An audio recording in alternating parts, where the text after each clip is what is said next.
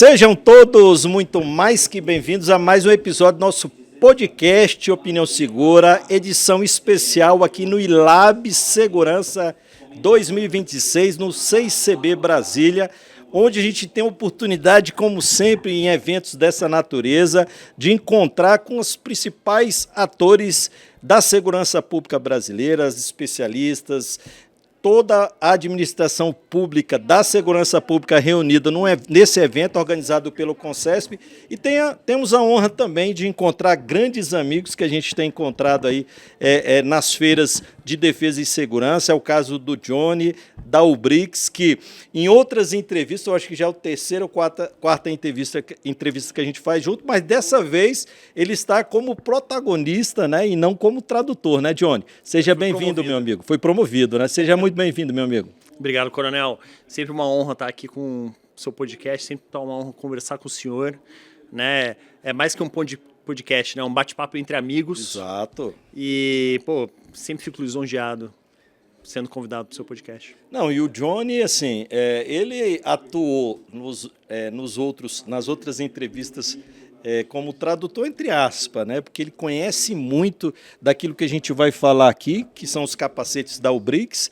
Tem um conhecimento enorme, eu fico até encantado e gosto até de admirar, porque às vezes eu estou passando pelo stand como aqui, ele está ali fazendo a demonstração para todo mundo que chega no stand para conhecer um pouco, né, do que é a proteção da Ubrix. Recém-chegado da Alemanha, que ele esteve lá na Infocitac, também, obviamente, representando a Ubrix, né? Fala um pouquinho para a gente aí dessa experiência que foi lá na Alemanha. Foi a primeira vez que eu fui para a Infocitac, né?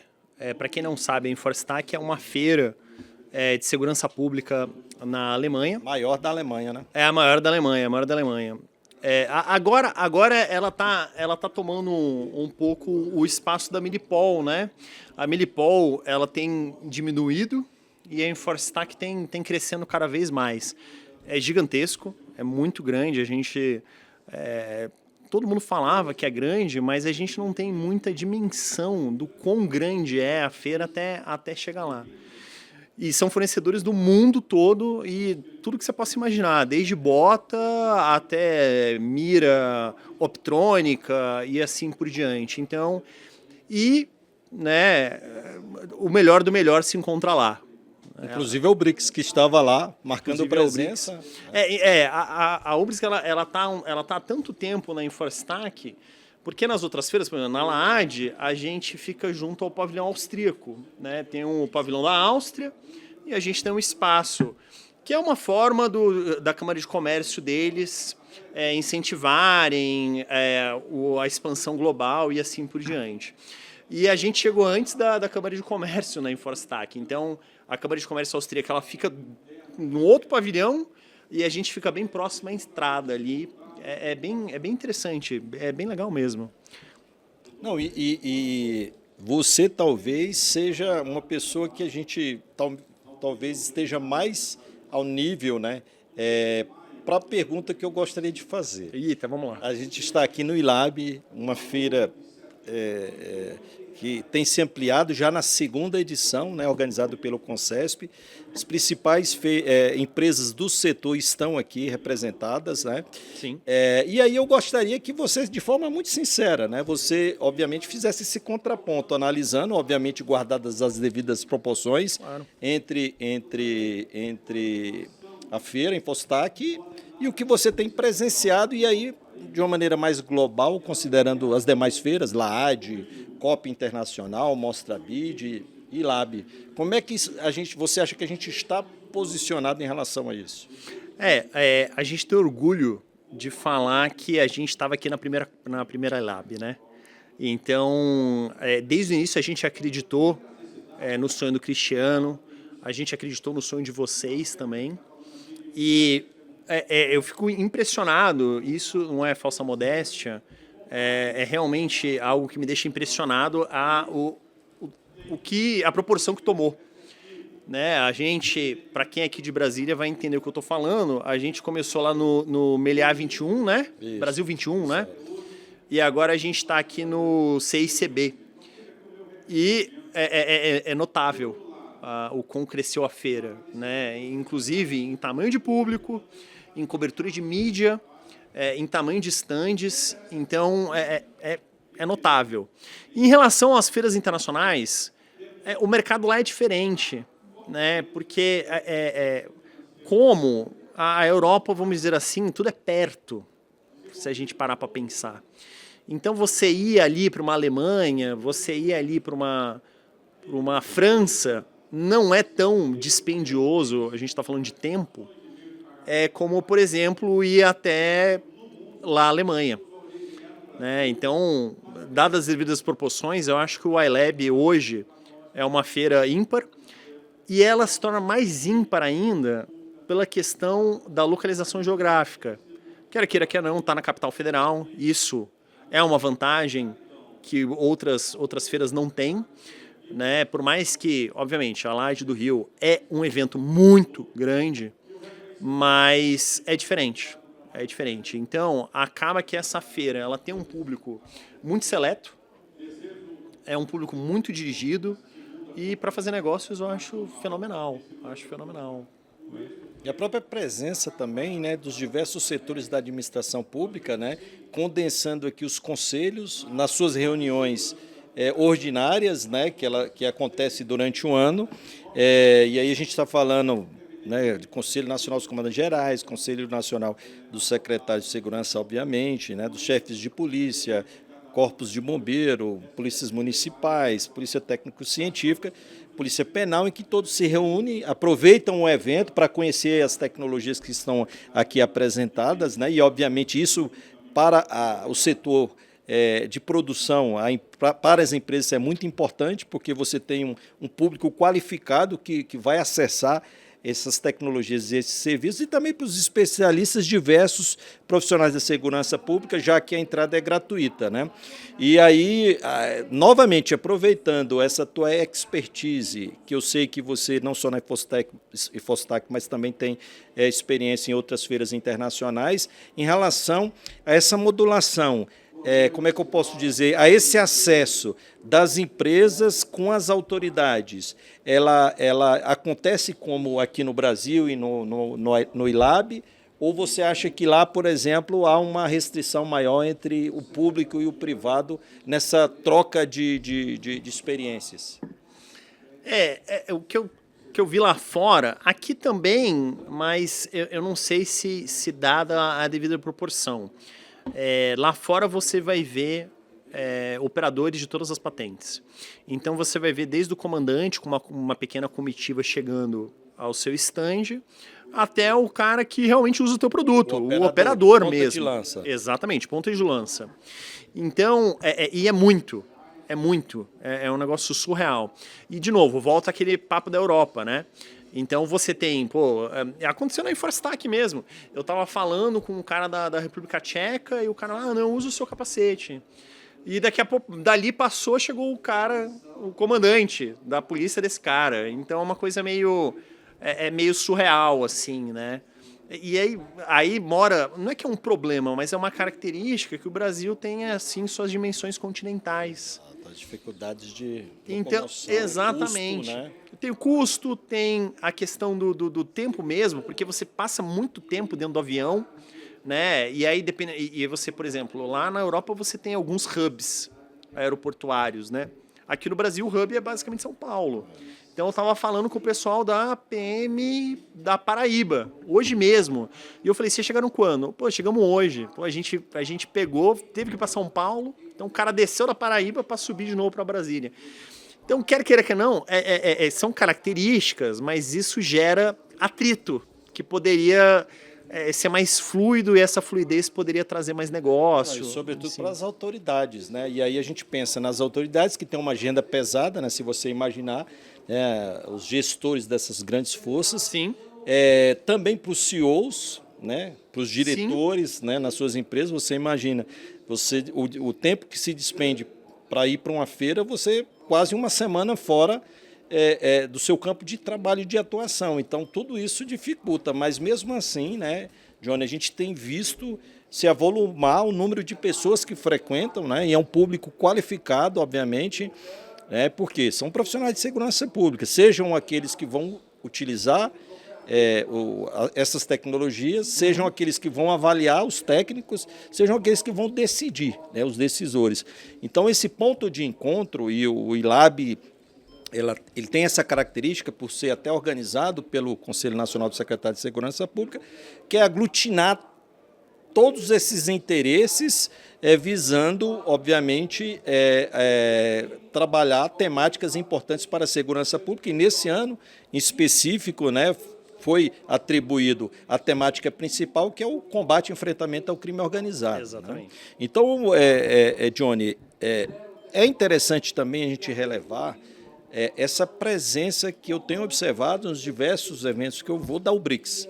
Sejam grandes eventos, pequenos eventos, seja com estandes grandes, com estandes menores, mas a gente sempre vê a UBRICS ali presente, apostando no mercado brasileiro, justamente em um trabalho que eu julgo fundamental, importante, e tem a ver com aquilo que a gente faz aqui com o nosso canal, que é a educação.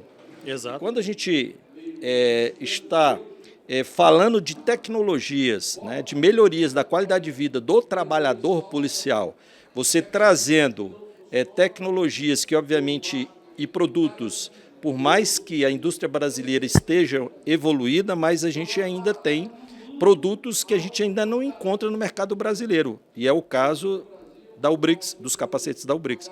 E, nesse sentido, eu gostaria que você falasse sobre esses diferenciais do capacete, né? A gente trouxe até aqui uma réplica, né?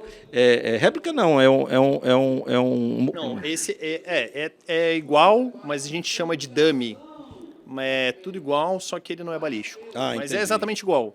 É por questões de PCE e tudo mais. Entendi. Porque esse é um produto controlado, Exato. Né? Até, né? Esse dá pra gente viajar no avião, que não tem problema, né?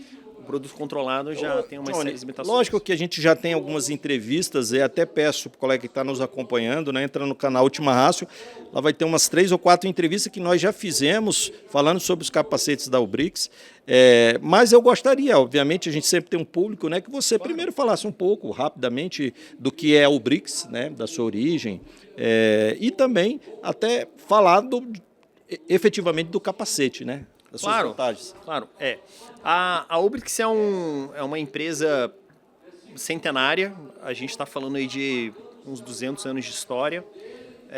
Obviamente que ela não começou fazendo capacete, ela começou a sua história fazendo botão. Então, aquele botão que você usava nos uniformes, você quer queira, quer não, você tinha uma engenharia ali de manipulação de metal, que era, na época, alta tecnologia. Exatamente. Hoje é uma coisa banal, mas na época era alta tecnologia. E aí foi passando o tempo, a gente começou, depois da Segunda Guerra Mundial, após um período a gente começou a fazer capacete balístico. E, paralelo a isso, a gente começou a fazer também emblema automotivo. Então, é basicamente o botão que cresceu e virou o emblema. E aí a gente começou a fazer capacete balístico de metal, na época era de aço. E aí foi evoluindo. Depois o mercado começou a trabalhar com aramida. A gente começou a trabalhar com aramida também, que na época era uma super tecnologia. Hoje é sabido que não tem mais tanta tecnologia. E aí, a partir disso, foi titânio. E aí, com titânio, a gente já está trabalhando aí na casa de uns 30 anos já fazendo capacete de titânio. Lá em 2009, com a chegada da VPAM, que a gente pode introduzir depois melhor esse assunto, a gente foi a primeira a cumprir todas as normas VPAM. E a partir daí a gente só evoluiu. Né? Você chega lá nos prédios da UBRICS, a UBRICS ela fica numa cidade chamada Kaufing, que é um vilarejo de 1.000 pessoas, lá na parte dali do norte da Áustria. E a gente gosta de falar que a gente é uma empresa de alta tecnologia em prédio centenário. Tem vários prédios lá da fábrica que tem mais de 100 anos sem fazer força. Inclusive hoje está desativado, mas tinha um bunker que era usado na Segunda Guerra Mundial em questão de ataque à bomba. Mas a gente gosta de falar que ali no meio dos prédios centenários tem máquinas de altíssima tecnologia. Não, e quando você fala da história da Ubrix, que obviamente tem tudo a ver com o que ela produz hoje, né? Está falando de botões para fardas militares em tempo de guerra. Existe também, obviamente, além da Ubrix Protection, que é esse setor destinado à questão dos emblemas, né? E a gente está falando aqui, não são quaisquer emblemas, né? É importante mencionar isso. Exato. E o Johnny sabe, eu gosto muito de carro. Volta e meia, no nosso perfil lá no Instagram aparece um carro. E é muito interessante, sobretudo, vou dar o exemplo aqui da BMW. Quando você pode ver qualquer vídeo que uma pessoa faça, querendo talvez ostentar ou mostrar a beleza do seu veículo, ele começa pela logo. E ele vem ampliando, e a logo tem toda uma referência, não só a BMW, como a Mercedes, a Audi. E a Ubrix trabalha e faz os emblemas de todas essas marcas que eu estou mencionando aqui.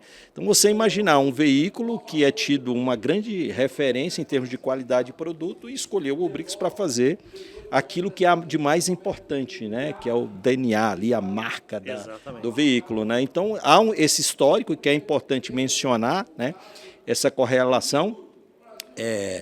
E pensando, isso tem tudo a ver com um detalhamento. Quando a gente fala de tecnologia, né, o botão ali, sobretudo, imaginar aquela época, né, você trabalhar o metal para fazer um botão com detalhamento, e aí a gente chega no capacete, né, passa pelo emblema, obviamente, e tem um capacete, né, porque se a pessoa, senso comum, vai olhar o capacete, pô, é um metal, né, um material. Mas não é só isso, né? A gente tem uma tecnologia, muita tecnologia. A gente sabe aqui que são inúmeras patentes que existem nesse capacete, em questões de ergonometria, própria questão de diminuição de peso, de conforto do operador, porque a gente sabe que ostentar um capacete desse o tempo todo é complicado e cada vez mais tem se investido para que esses materiais eles sejam mais leves, mais ergonômicos, mais adaptáveis, para que ele possa, uma peça única, ela possa servir para diferentes operadores, né? Então, tudo isso tem a ver com aquilo que a Ubrix nasceu lá atrás e que hoje ela vem desenvolvendo, né, Johnny? A gente, né, como o Coronel falou, a gente tem duas empresas, né?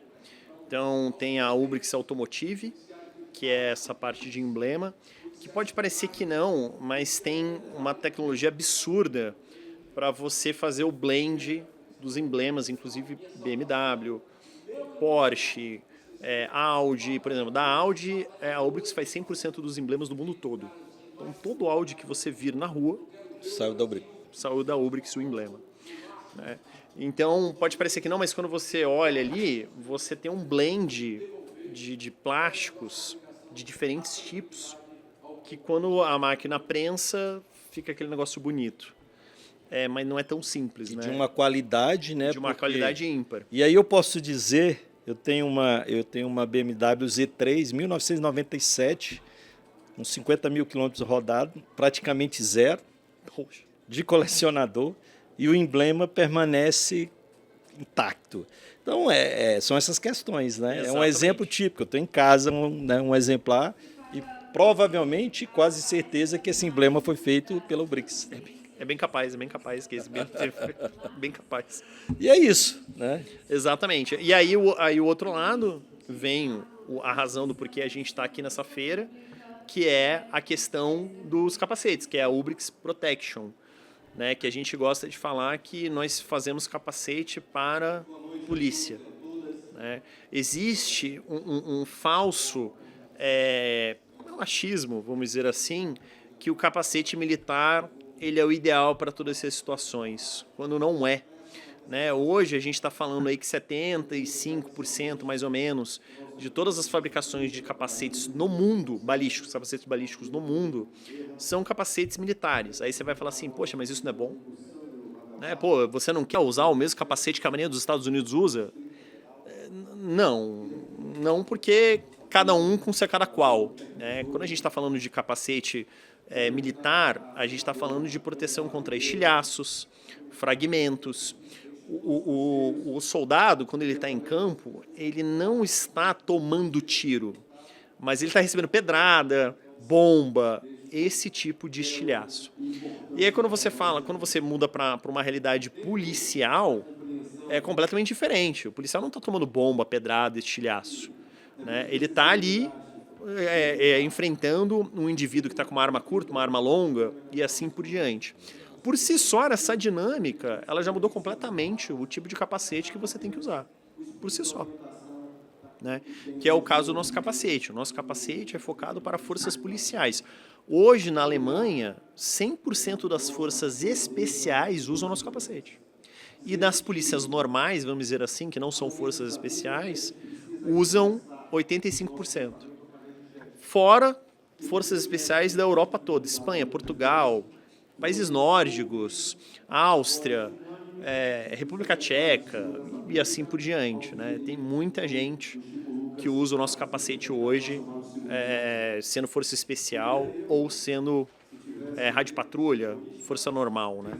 Então, Johnny, o primeiro apontamento que a gente faz aqui, que é importante esse corte, é a questão de você ter um capacete que já na sua origem foi produzido, destinado às forças policiais. Exato. Porque lá vai o senso comum, né? O cara pensa assim, cara, se esse capacete ele protege o cara que está numa guerra, ele vai proteger o policial. E você acabou de explicar aqui, de maneira muito didática, que não é bem assim.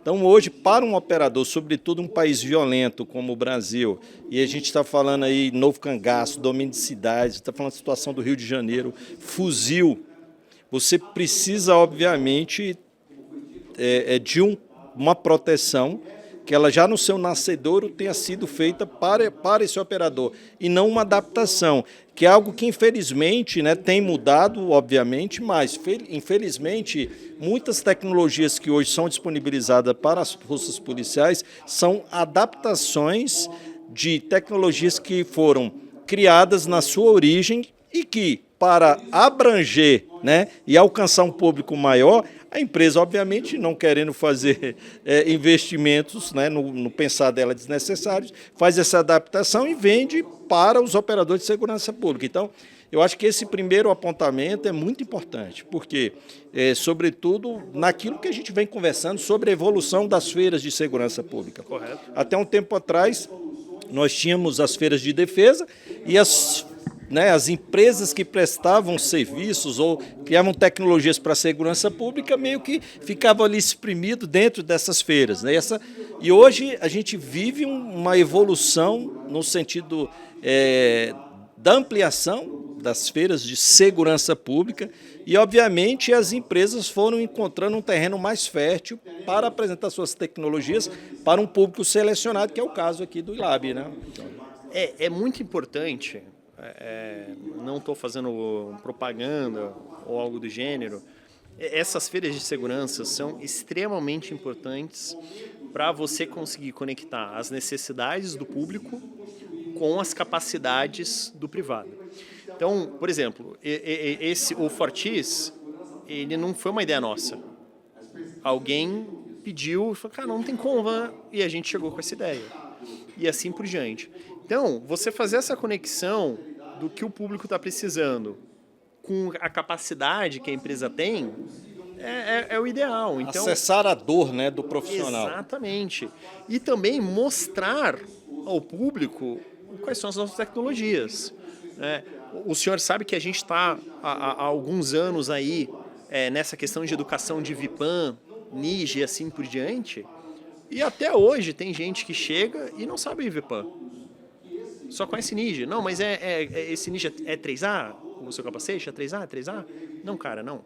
É também, mas é algo melhor, né? Então, inclusive, as forças que a gente também tem visto, graças a Deus, uma crescente de comitivas brasileiras visitando Milipol, Inforstac, inclusive nós tivemos ano passado uma comitiva nossa grande, inclusive de alunos que foram visitar em Forstac, né? Inclusive Exatamente. visitaram a fábrica da Ubrix. Inclusive Exatamente. eu conversei com alguns colegas, ficaram encantados, impressionados né? Esse ano nós tivemos também vários profissionais de segurança pública estiveram na Infostac, visitaram a Albrix também, e eu já ouvi alguns testemunhos muito positivos. Então, todo mundo que vai fica muito pressionado. Eu ainda não conheço, espero que ano que vem, né, quem sabe esse ano eu possa conhecer também, para que a gente possa, para que eu possa testemunhar em loco também tudo aquilo que a gente tem colhido de impressões de pessoas que vão até a fábrica e que conhecem a tecnologia e ficam impressionados. É muito importante a gente conseguir trazer essas tecnologias para as pessoas que realmente usam. E muitas vezes a pessoa nem faz ideia desse tipo de tecnologia, ou também acontece muito, às vezes é meio cético. É cético ao novo, né? Não, cara, você está falando que essa tecnologia é melhor que Ninja, mas Ninja é o top, é o que o pessoal do exército usa. Aí cabe aquele senso comum. Não, tá bom, cara, mas uma coisa é uma coisa, outra coisa é outra coisa, né? Parece bobo, né? Mas é realmente isso. E aí você leva na fábrica e você fala assim, cara, é assim que a gente faz. O negócio que já era bom fica muito melhor, que aí a pessoa entende e fala, caramba, realmente é diferenciado, né? É alta tecnologia. É alta tecnologia no seu melhor. E aí, inclusive, incentivar também a indústria nacional a melhorar, né? Então, a correr atrás de tecnologia nova. Ah, não, é isso daqui que é o novo? Não, então como é que a gente pode adaptar? Como é que a gente pode fazer? Então, isso é muito importante. No final do dia, coronel, dar na mão do operador o melhor produto para que ele possa usar. Inclusive no senso psicológico do ser, não só da segurança, mas, cara, ó, não, eu tenho um colete bom, eu tenho uma arma que ela não vai me abandonar na hora H, eu tenho um capacete que se eu tomar um tiro, eu vou estar protegido.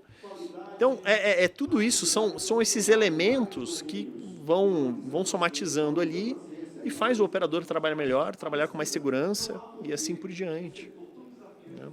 E, Johnny, essa questão do capacete em si, obviamente nós já falamos dessa grande qualidade, que é justamente uma tecnologia que foi produzida já na sua origem, voltada e criada para o operador de segurança pública. E aí a gente tem duas realidades muito distintas.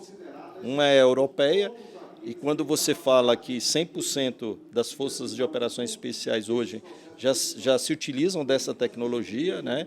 E uma parcela significativa dos policiais que trabalham de maneira, né, ostensiva, né? Quando a gente traz essa realidade para o Brasil, a gente percebe uma realidade completamente diferente. É muito maior o risco, é muito maior o risco que hoje um operador de segurança pública, sobretudo em estados violentos como o Rio de Janeiro, tem, de um policial que está fazendo patrulhamento hoje nas ruas da Alemanha, né? Guardado suas devidas proporções, né? Então, quando a gente enxerga e vê que esse operador que está aqui no Brasil hoje, né, ele não tem a posse de um artefato que poderia protegê-lo. E aí a gente está falando não só de uma proteção física, mas também uma proteção psicológica, como você falou, né?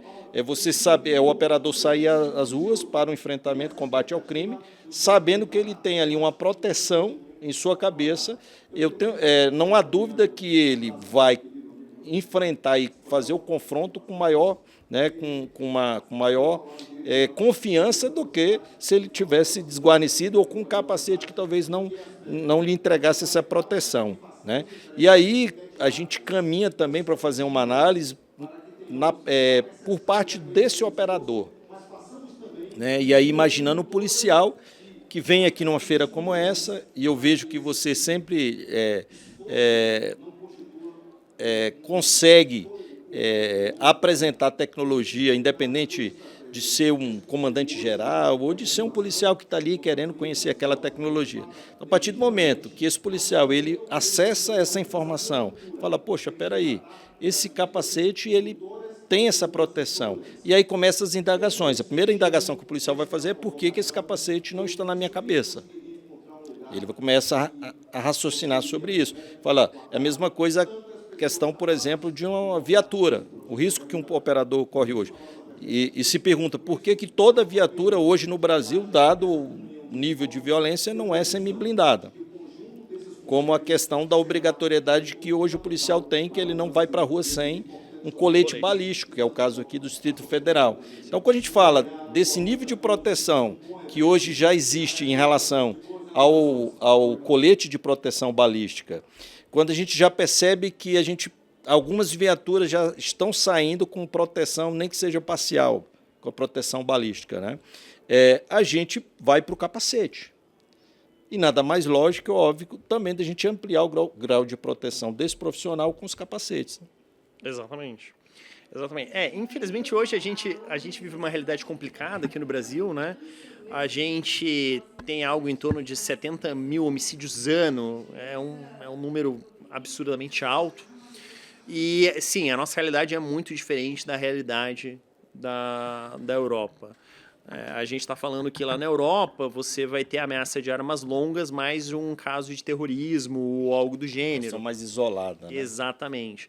Diferente, completamente diferente do dia a dia do pessoal do Rio de Janeiro, que enfrenta fuzil todo santo dia, independente de qualquer operação, né? O cara vai estar sempre ali com um fuzil à mão. E isso por si só já é meio paradoxal, até mesmo para o europeu entender, né? Então, quando você eleva o nível, a gente está falando de novo cangaço, eles ficam até meio perdidos, né? Não como assim? Então, a situação é realmente muito diferente e nada mais certo de que o crime hoje, né, ele é ultra organizado, né? A gente tem visto cada vez mais esse negócio de máfia, né? Eles estão se infiltrando nesses serviços básicos, né? Que eles descobriram que dá um dinheiro tão bom ou até muito maior do que vender entorpecentes ou assim por diante.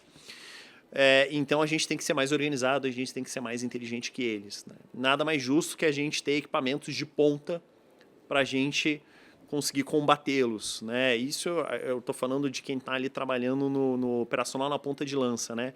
Fora as N tecnologias que inclusive estão aqui de contra-inteligência, que é o pessoal que está ali nos computadores, é o pessoal que está ali no digital, trabalhando para conseguir acessar os cabeças, acessar os comandantes, para que a gente consiga de fato asfixiar da melhor maneira possível, né?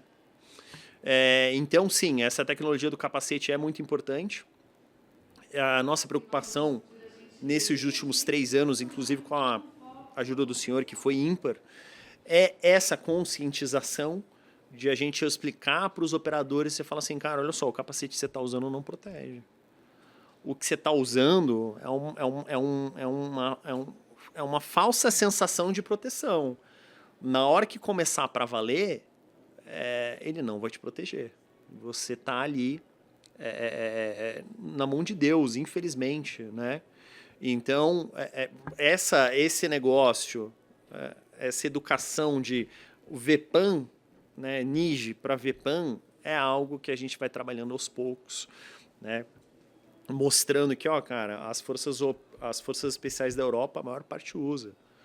As forças de patrulhamento ostensivo, também a maior parte usa, e assim por diante. Então, Johnny, a gente poderia dizer que hoje, por exemplo, padrão brasileiro de proteção balística em capacetes, a gente está falando de NIJ 3A. NIJ 3A, ok. E aí eu perguntaria para você, levando em consideração, obviamente, com as devidas proporções em relação à Europa, há quantos anos atrás esse era o padrão utilizado na Europa? Lá na Europa, até começar o desenvolvimento do VPAM e tudo mais, virou padrão mesmo, lá pelo 2014. Imaginei isso, mais de 10 anos. Mais de 10 anos. Então, sem fazer força. Então é como se hoje nós tivéssemos em nível de proteção, né, e de a gente empregando aquilo que seria o adequado há 10, 12 anos atrás. A gente pode dizer que a gente está há 10, 12 anos atrasado. Nesse aspecto. Né? E aí, quando a gente fala de ciência, de tecnologia, né? Se a gente observar como era o mundo há 12 anos atrás ou 14, né? A gente fica um pouco perplexo em relação a esse nível de proteção, sobretudo quando a gente está falando de proteção à vida do operador de segurança pública, Concordo. né? E aí, você falou de educação. Na sua percepção, qual é o nível de conhecimento que hoje e tanto o operador, e aí a gente pode até falar o operador de segurança pública para não padronizar o operador da área de operações especiais e ações táticas, se você, de um modo geral, ele tem conhecimento que a gente está atrasado nesse nível de proteção, e a gente avança também para as autoridades públicas, ou seja, você talvez, o fato de estarmos atrasados nesse aspecto em relação ao conhecimento, o desconhecimento dessas normas, é ignorância, é cultura, é a dificuldade, obviamente, legislativa, né, a dificuldade burocrática da administração. Dentro dessa tua experiência, até porque o nosso objetivo é justamente esse, é debater, refletir, para que a gente possa alterar o estado das coisas, né? E isso passa em ouvir pessoas como você. Eu entendo que hoje é um somatório, né? Há sim você tem aí um abismo aí de conhecimentos, né? A gente teve uma vez que eu nunca tinha ouvido isso, mas a gente recebeu uma comitiva brasileira e o comandante, ele não tinha tanta noção em relação ao NIJ e a questão do VPAN. E ele ficou tão impressionado, deu para ver no rosto dele. Mas peraí. Você está me falando que o capacete que o meu operador usa hoje, ele não protege? Não, peraí, repete. Falei, o capacete que o seu operador usa, que é o NIJ 3A, ele não protege. Você está falando que os meus homens não estão protegidos? Não. Cara, E aí foi muito interessante a expressão que ele usou, que eu nunca tinha ouvido alguém falar isso. Ele, cara, mas esse NIJ 3A é estelionato. Que é uma falsa sensação. Você está me vendendo uma falsa proteção. E se a pessoa não tiver o conhecimento, seja por ignorância, seja por qualquer que seja, ele está falando que não. Ele não sabe. E aí uma das nossas funções é fazer essa questão de educação. A questão dos agentes públicos, de novo, feiras como a iLab e LAAD, COP, Inforstac, Milipol, são feiras primordiais para essa questão dos agentes públicos tomarem ciência das tecnologias que estão lá. Né? Então, é sempre importante você ir a estas feiras para estar sempre atualizado. Eu estou atualizado, eu sei qual é a melhor tecnologia de capacete hoje. Eu sei que, por exemplo, essa questão de carros semi-blindados que o senhor comentou. A gente estava na Milipol, foi no finalzinho do ano passado, e eles também estão trabalhando com essa tecnologia lá, que é a questão dessa blindagem do para-brisa e das duas portas dianteiras, né? Então, eles já estão trabalhando com essa tecnologia lá. Então, é mais uma questão de... Posso falar de união? Talvez as pessoas se unirem, né? As diferentes forças públicas se unirem para tentar trazer o melhor para todo mundo. Porque no final do dia, o crime organizado está lá. E eles estão unidos contra nós. Então, por que não a gente fazer isso? Então, vamos trazer o melhor aqui, ó. A gente vai trazer a melhor tecnologia de capacetes, a melhor tecnologia de carros, a melhor tecnologia de, enfim, soluções digitais e assim por diante, para tentar combater da melhor maneira o crime organizado. Né? Aí volta a sua pergunta inicial. O abismo é muito grande? Olha, infelizmente é. Não tem muito o que falar e não tem por que mentir. A gente está aqui numa conversa aberta. Exato. Mas o mais importante, o não saber, por não saber, ignorância, existe uma desculpa. Agora, o não saber porque eu não fui atrás, aí já são outros 500. E você está em feiras como essa, como a iLab, quer dizer que você está indo atrás. E, Johnny, eu faço um ponto de situação. Porque é importante esse debate que a gente está tendo aqui. Porque a ignorância, e aí permita-me mencionar o esforço que vocês têm feito em feiras como essa, no sentido de fazer demonstrações para todos os profissionais que visitam. Tudo isso que você está explicando, eu até fico imaginando, porque você deve repetir isso trocentas vezes por toda feira que você sempre está catequizando. E não só as oportunidades que vocês têm de reunião, de palestras e de fala com as autoridades. Então, eu creio que vocês já estão participando já há alguns anos, acho que já está indo para o 2º ou 3º ano, em que vocês insistentemente têm estado em locais, em eventos como esse, educando o público. Então, daqui a pouco, eu acho que essa justificativa da ignorância já não vai mais poder existir. Então, as autoridades hoje estão, e espaços como esse de educação, eles servem justamente para a gente educar o público, a gente oportunizar o profissional de segurança pública, as autoridades, a entender aquilo que há de melhor em termos de tecnologia de proteção. A mesma coisa, se você pode entregar um armamento para o profissional de segurança pública que vai salvar sua vida e vai protegê-lo, por que você não está entregando?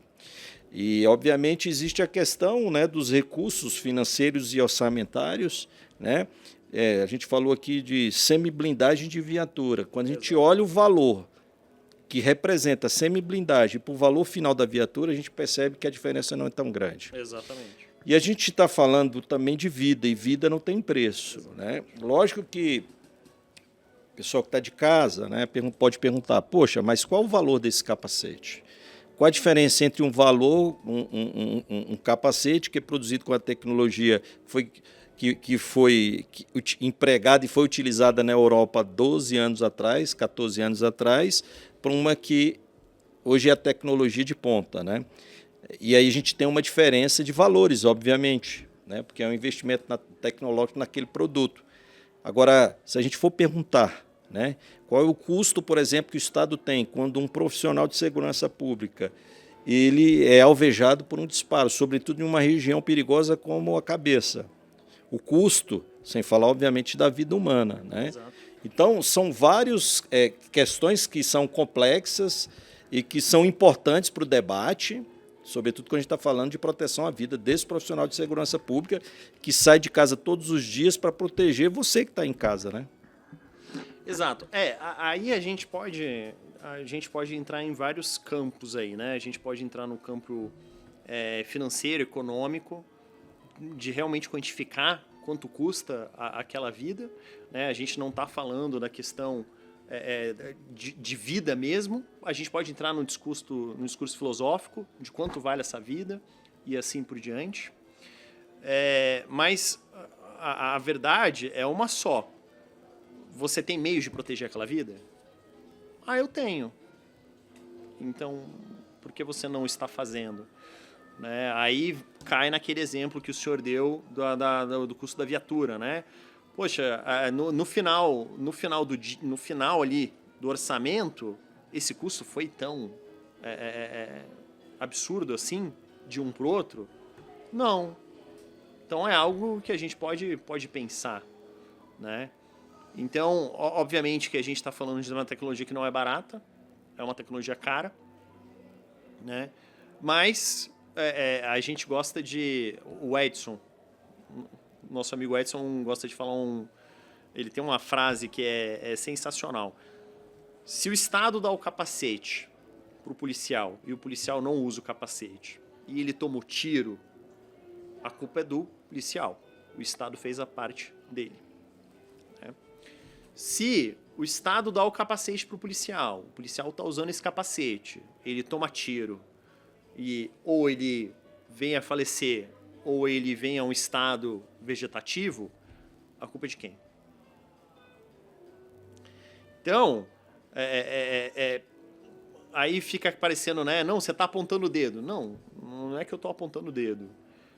Eu estou trazendo ao debate visões. Aí você vem falar do nosso capacete. Ele é de alta tecnologia, não é uma tecnologia barata. Concordo, mas são 10 anos de garantia. Hoje o padrão do mercado para NIGE, 3A, são 5 anos de garantia. Então eu estou te dando o dobro de garantia, mais toda a tecnologia embarcada, toda aquela questão de alta tecnologia que está presente no capacete. E tem também a questão que praticamente não é um para um. É como uma arma. Você tem um capacete que você pode ser utilizado por vários operadores, né? A gente, obviamente, quando a gente fala da questão do emprego do uso, quando a gente está falando de grupos de operações especiais e ações táticas, obviamente todos precisam, até por conta do risco e do tipo de atividade. Quando a gente fala do policial, que ele está no patrulhamento, o ideal é que ele tenha ao seu alcance, caso necessite, e a gente está falando da viatura, por exemplo, Exato. Um capacete que pode servir para todos, né, para todas as guarnições, e obviamente a gente está falando um por um, né, um capacete para cada profissional, que obviamente isso. Então, tem essa análise também que precisa ser feita em relação ao investimento desses recursos, né, Johnny? Exato. Tem uma história, e toda vez que eu conto essa história, eu fico, enfim. Na Alemanha, a Alemanha chegou para a Ubrix e teve um evento numa escola, que foi um tiroteio numa escola, e essa pessoa abriu fogo dentro da escola, matou algumas pessoas, e o primeiro a chegar nunca vai ser o Força Especial, é sempre o 01, é a Rádio Patrulha, é quem está ali no rádio patrulhamento. E esse pessoal chegou e eles não puderam fazer nada a não ser conduzir as pessoas para uma área mais segura. Em nenhum momento eles puderam ir de combate ao indivíduo que estava atirando, e em nenhum momento eles puderam fazer nada. Eles estavam de mãos atadas, né? E aí a Ubrix veio com a ideia, cara, mas espera aí, eu entendo essa questão de como é que eu vou dar um capacete para todo mundo do batalhão, de todos os batalhões, né? A gente está falando aqui no Brasil, em termos brasileiros, são milhares de homens. E isso, financeiramente, é inviável, muitas vezes, para um Estado que não é rico ou que não tem dinheiro suficiente para empregar dessa maneira. E aí a gente veio com uma solução que a gente chama de solução de 2 capacetes por carro. Né? Lá na Europa é comum você ter dois operadores no mesmo carro. Aqui eu sei que tem estados que são 3, isso. Tem estados que são 2, muda aí, tem as suas particularidades. Mas o que eu estou querendo dizer é o seguinte: você vai colocar a quantidade de capacete dentro do carro. Por viatura que esteja rodando. Exatamente. Então, se você tem aí suas 500 viaturas, a gente está falando aí de 1.000 capacetes, se a gente está falando de um estado que tem 2 operadores por carro.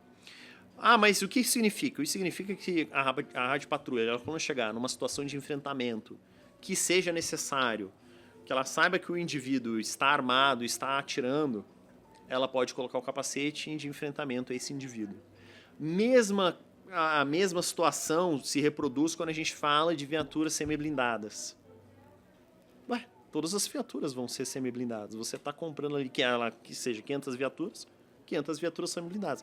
Por que eu não posso adicionar mais uma camada de proteção ao meu operador do rádio patrulhamento?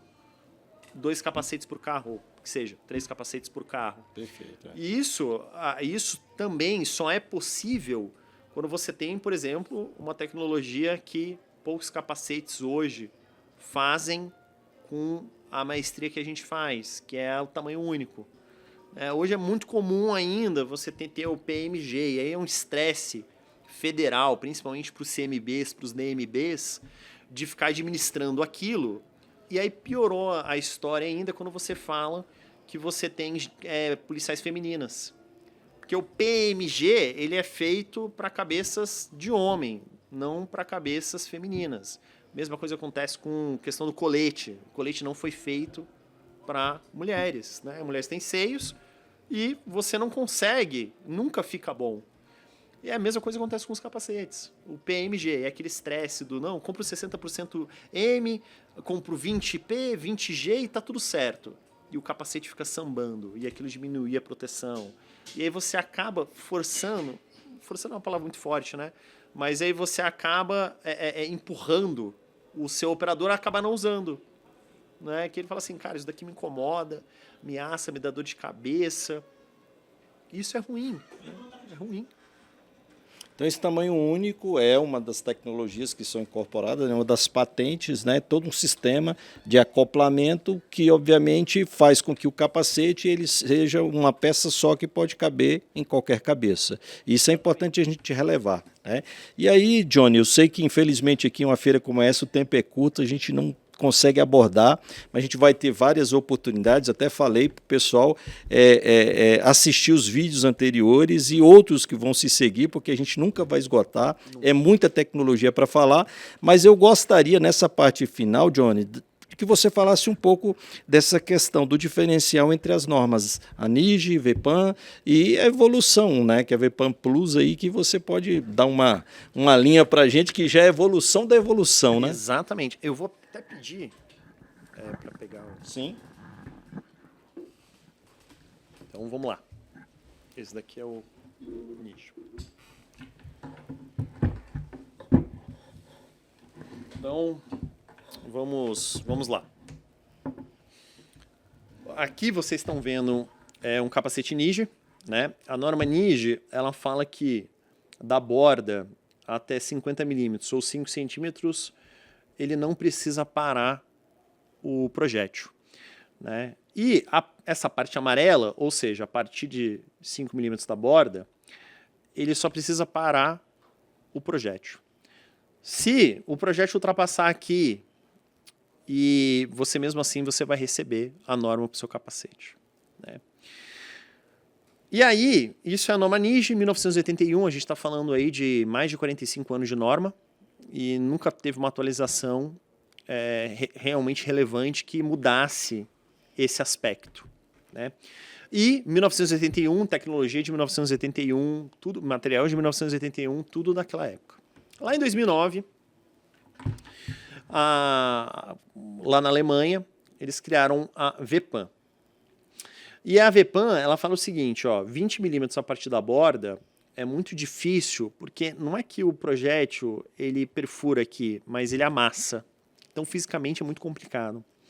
A parte amarela, ela garante a não perfuração, mas não garante que o trauma seja abaixo de 25 joules.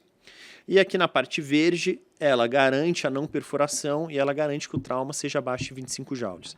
Caramba, o que é 25 joules? E o que é trauma dentro dessa percepção que você está querendo passar, que eu acho que é importante. Né? Exatamente. O que seria esse trauma? O trauma, eles chegaram numa conta que 25 joules qualquer coisa abaixo de 25 joules é sobrevivível. Acima de 25 joules é letal. O que são 25 joules? Uma bola de metal de 1 quilo, você coloca a 2,5 metros de altura, você solta essa bola. Quando essa bola bater no chão, ela vai estar a 25 joules. Só a método de comparação, quando um tiro de pistola 9mm, quando o projétil sai ali do cano, a gente está falando algo em torno de 400, 450 joules. Se a gente está falando de submetralhadora, a gente está falando algo entre 600 e 700 joules. Fuzil, 2.000, 2.200 joules. Então, o capacete ele tem que garantir que o tiro que chegue aqui, ele tem que estar abaixo de 25 joules, que é o trauma que é tolerável, ou seja, sobrevivível. E eu não estou falando sobrevivível aqui de estado vegetativo, estou falando de sobrevivível de realmente sobrevivível. Ah, não adianta nada, né? O vegetativo, não, é realmente sobrevivível. Então, quando a gente está falando de trauma, é esse tipo de trauma. A gente está falando aqui, quando você dá um tiro aqui no NIGE, só para métodos de comparação, submetralhador 9mm, vai estar aí na casa de uns 90 joules, 100 joules mais ou menos, ou seja, quase 4 vezes o sobrevivível, tolerável. Né? Isso daqui, 2009, tá? Tecnologia de 2009, os materiais na época, porque a norma ela foi feita para ser alcançável falando de forma de design, engenharia, material, né? Se for inalcançável, não tem muito sentido ter a norma, né? Beleza, 2009. E lá em 2016, né, esse daqui começou a ser o de facto standard, que eles falam, que 15 milímetros a partir da borda, você está 100% protegido. Então, o tiro não vai transfixar e o trauma vai ser inferior a 25 joules. Nesse nosso capacete aqui, que é o VPAN 3. Que é o VPAN 3 Plus. Vai aguentar tiros de 9 milímetros submetralhadora. Se tiver algum trauma, vai ser abaixo de 25 joules, sem penetração. Mesma coisa aqui, só que o índice de proteção aqui é menor, né, versus o nosso VPAN Plus, né? Nós não somos os únicos que fazemos isso. Tem outras empresas que desenvolveram essa tecnologia. Não nacionais, né? Não nacionais. Hoje eu não conheço nenhuma empresa nacional que trabalha com VPAN. NIGE tem várias, mas VPAN eu não conheço nenhuma, né? E além disso tudo, né, você tem a questão do nossa placa balística adicional, que a gente chama de Fortis, que com essa placa balística adicional você amplia o nível de proteção. Então, o capacete aqui, ele é VPAN 3, seja o normal, seja o Plus. Se você está numa situação que você sabe que vai ter enfrentamento com arma longa, você coloca o Fortis e aqui você está protegido contra a arma longa. 76239, 51, 556, 308 e assim por diante. Essa placa balística ela pode mudar de acordo com a sua necessidade. Ela pode ser mais ou menos. E, obviamente, tem prós e contras, né? Ela vai ficando mais pesada e assim por diante. Mas ela sai de VPAN 3 para VPAN 6. Então, ela dobra, né? Que é muito... protege muito mais, né? Fora o capacete ser de titânio com polietileno, não tem nenhum parafuso, né? É importante, isso inclusive, se me permite, coronel, isso é muito importante. A gente vê muito capacete NIGE, inclusive os operadores que estão assistindo, se você usa capacete, o seu capacete provavelmente é assim. Você tem 3 parafusos aqui para você segurar o OVN. Todo furo no capacete, seja em qualquer parte do capacete... Física, né? Exatamente. Vai diminuir a resistência. E vai virar o que a gente fala de tiro de borda. Então, 5 centímetros ali ao redor do furo é como se você estivesse atirando na parte vermelha. Então, você já imagina que você está lá com o seu capacete, que tem 3 parafusos aqui, toda essa meia-lua aqui é como se fosse um tiro de borda. Então, tua testa toda aqui está 100% desprotegida e você provavelmente não sabia disso, né? Muita gente não sabe. As pessoas ficam muito chocadas quando a gente fala isso, porque é realmente algo que não é sabido, não é ciente, né? As pessoas não estão cientes disso. Johnny, eu acho que você aqui deu uma verdadeira aula, até tenho certeza que muitos colegas que estão nos acompanhando e que estiverem em qualquer feira de segurança e defesa e que a Ubrix estiver presente, eu creio que estará em quase todas, vai querer visitar o stand porque ficaram interessados e, obviamente, tirar as dúvidas, né? O bom do vídeo é que fica aqui gravado, ele assiste uma vez, não entendeu, assiste novamente, né? E pode recomendar, porque isso aqui vocês não vão ver em qualquer lugar. Então, Johnny, parabéns, na entrevista aqui foi excelente, como eu mencionei nas outras oportunidades, você esteve também como intérprete, né? Seja com George, com o Alexander, né? Que a gente manda um grande abraço, mas hoje aqui você está de uma forma primorosa, explicando aqui de forma detalhada, né, para o público de casa, o que os capacetes, e a gente aqui, a questão não é só comercial, de fato, educação, explicando essas normas. Eu acho que, às vezes, muitos colegas nunca nem tomaram conhecimento, né, dessas normas, né? Ou se conhece, só conhecia a NIJ e não se aperceberam ainda desse grau de proteção elevado que a VPAN traz para o operador, né? Exato. Então, eu gostaria de encerrar agradecendo imensamente, Johnny. Espero que a gente possa ter outras oportunidades. Eu tenho aqui diversas perguntas na minha cabeça em relação ao capacete, mas a gente vai ter outras oportunidades de conversar e bater um papo mais apurado ainda do que esse papo de hoje. Muito obrigado, meu velho. Eu queria agradecer vocês, queria agradecer o senhor, ao Wilson, a Aline aí, que estão aqui no nosso... Aqui. A essa hora, todo vocês mundo, não sabem, mas está muito tarde. Todo mundo já foi embora, praticamente. Eu até estou com receio aqui de ligarem as luzes aqui. Mas muito obrigado. Mas obrigado. É sempre um prazer estar aqui com você e com certeza haverão outras oportunidades. E anota as perguntas. A gente pode fazer um podcast só de perguntas e respostas, inclusive dos seguidores, dos inscritos, que eu acho que é fenomenal. Excelente. Muito obrigado, Johnny. Obrigado. E esse foi mais um episódio super especial aqui do podcast Opinião Segura, no ILAB Segurança 2026, em Brasília, no CICB. Esse evento que está na sua segunda edição, organizado de forma belíssima pelo Concesp. Forte abraço a todos e até o nosso próximo podcast Opinião Segura. Fosse honra.